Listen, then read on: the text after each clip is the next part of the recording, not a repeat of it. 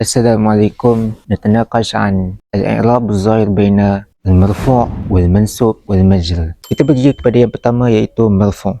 Pertama, mufrad marfu' bidhammah. Contohnya perkataan at-talibu. Seterusnya jamak muannas salim marfu' bidhammah. Contoh perkataan adalah at-talibatu. Seterusnya jamak taksir marfu' bidhammah. Contoh perkataan al-kutubu. Seterusnya musanna marfu' bil alif. Contohnya at-taliban. Seterusnya jamak muzakkar salim marfu' bil waw. Contohnya al-muslimun. Seterusnya asma' khamsah marfu' bil waw. Contohnya Abu Bakrin, Abu Umar. Seterusnya af'al khamsah marfu' bih subutin nun. Contohnya yaf'alan. Sekarang kita pergi ke mansub.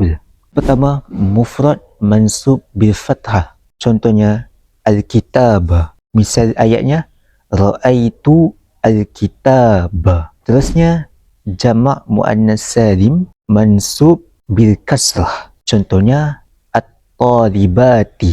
Misal ayatnya ra'aitu at-talibati. Seterusnya jamak taksir mansub bil fathah.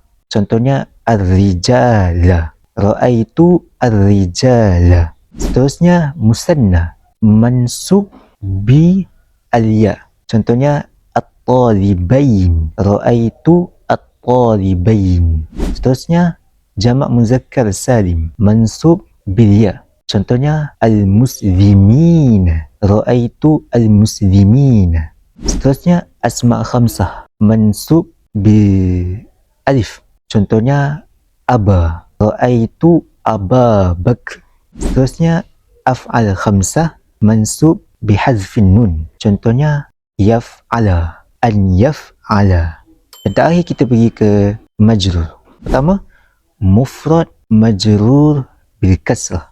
Contohnya al-kitabi, fil kitabi. Seterusnya jamak muannas salim majrur bil kasrah. Contohnya al-muslimati, fi al-muslimati. Seterusnya jamak taksir majrur bil kasrah. Contohnya al-kutubi, fil kutubi. Seterusnya musanna majrur bil ya.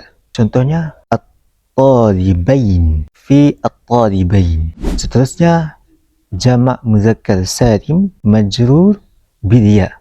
Contohnya al-muslimin, fil muslimin. Seterusnya asma' khamsah majrur bil ya. Contohnya abi, fi abi bakr. Seterusnya al-mamnu' min as-sarfi mujarrad min alif lam wal idafah majrur bil fathah. Misalnya makkata, min makkatal mukarramah.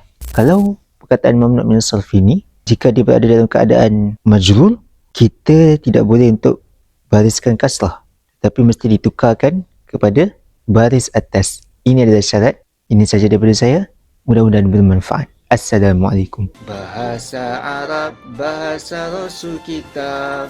Mari kita bersama ikutinya. Basil.